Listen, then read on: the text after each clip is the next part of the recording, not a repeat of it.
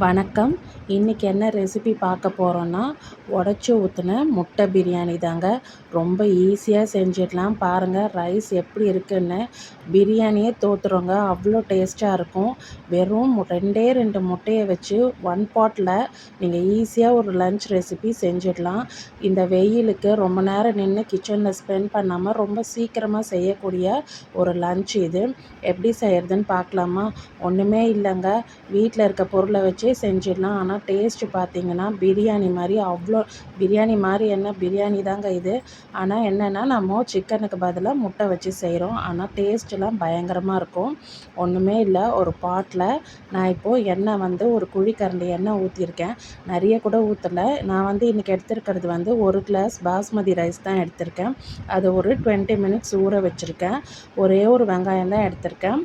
Onion போட்டுட்டு அதுக்கப்புறம் 1 teaspoon key போட்டிருக்கேன். ஒரு ஆனியனை லைட்டாக ஃப்ரை ஆகிட்டு இருக்கும் போதே ஒரு பிரிஞ்சி இலை, 2 லவங்கம், 2 ஏலக்காய், 2 பட்டை போட்டு அதையும் நல்லா வதக்கிக்கோங்க. இந்த ஸ்டேஜில் உங்களுக்கு பச்சை மிளகா வாசனை பிடிக்குன்னா நீங்கள் பச்சை மிளகா ஆட் பண்ணிக்கலாம். நான் குழந்தைங்களுக்கு செய்கிறதுனால பச்சை மிளகா ஆட் பண்ணல. லைட்டாக தான் இன்றைக்கி காரம் ஆட் பண்ணுறேன். அரை டீஸ்பூன் தான் மிளகாய்த்தூள் ஆட் பண்ணியிருக்கேன். உங்கள் ஃபேமிலியில் நீங்கள் எவ்வளோ காரம் சேர்த்துப்பீங்களோ அதுக்கேற்ற மாதிரி ஆட் பண்ணிக்கோங்க. எங்கள் வீட்டில் குழந்தைங்க கொஞ்சம் காரம் கம்மியாக சாப்பிடுவாங்கன்றதுனால நான் கொஞ்சம் கம்மியாக ஆட் பண்ணியிருக்கேன்.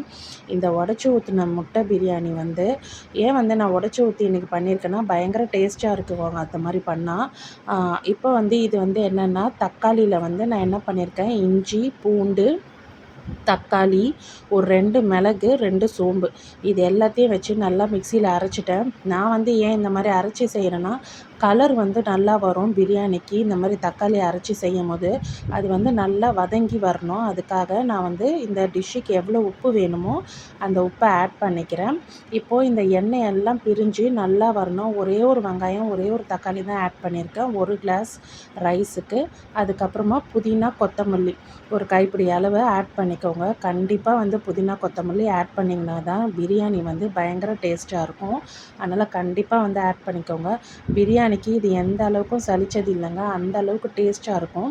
இப்போ ஒரு 1/2 டீஸ்பூன் நான் பிரியாணி மசாலா ஆட் பண்ணிக்கிறேன். நீங்கள் எந்த பிரியாணி மசாலா வேணும்னாலும் ஆட் பண்ணிக்கோங்க. ஒரு சின்ன கரண்டி, சட்னி கரண்டி அளவு நான் தயிர் ஆட் பண்ணியிருக்கேன். தயிர் ஆட் பண்ணலாம். இல்லைன்னா இன்னும் நல்லா டேஸ்ட்டாக வரணுன்னா நீங்கள் தேங்காய் பாலும் ஆட் பண்ணலாம். நான் இன்றைக்கி வீட்டில் தயிர் இருந்ததுனால தயிர் ஆட் பண்ணுறேன். அவ்வளோதாங்க இன்க்ரீடியண்ட் இதுக்கு. இப்போது இந்த எண்ணெய் எல்லாம் பிரிஞ்சு நல்லா வரணும். அது வரைக்கும் நல்லா வதக்கி விடுங்க. ஈஸியாக சீக்கிரமாக வதங்கி வந்துடும்.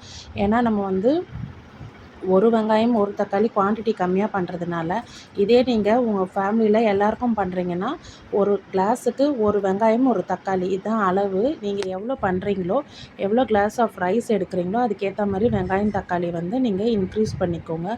அப்போது அதோடய டேஸ்ட்டும் உங்களுக்கு பக்காவாக வரும். நான் ஒரு கிளாஸ் அரிசிக்கு 2 கிளாஸ் தண்ணி ஊற்றுறேன்.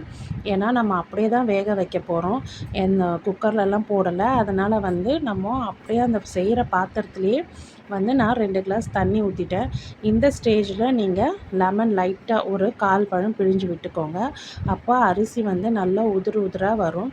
இந்த ஸ்டேஜில் நீங்கள் நெய் ஆட் பண்ணனாலும் கொஞ்சம் ஆட் பண்ணிக்கலாம். இல்லை அரிசி ஆட் பண்ணதுக்கு அப்புறமாவும் கொஞ்சம் ஆட் பண்ணிக்கோங்க.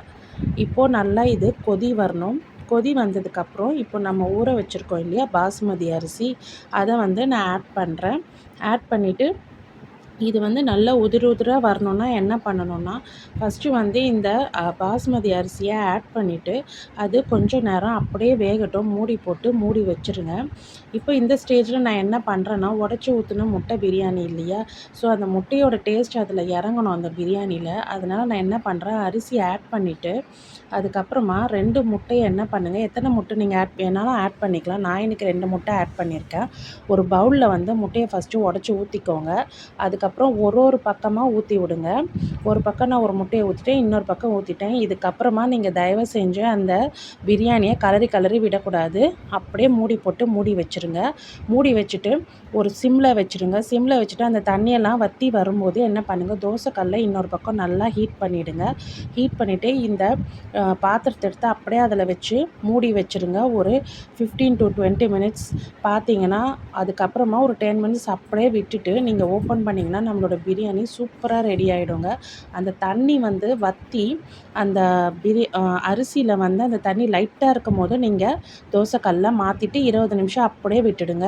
விட்டிங்கன்னா உதிர உதிராக சூப்பராக வரும். இந்த ஸ்டேஜில் நீங்கள் எடுத்து லஞ்ச் பாக்ஸில் கொஞ்சம் ஆற வச்சுட்டு கட்டினீங்கன்னா மத்தியானம் வரைக்கும் ரொம்ப சாஃப்டாக செம்மையாக இருக்கும். இந்த டிஷ் உங்களுக்கு பிடிச்சிருந்ததுன்னா ப்ளீஸ் சப்ஸ்கிரைப் பண்ணுங்கள், லைக் பண்ணுங்கள், ஷேர் பண்ணுங்கள். தேங்க்யூ.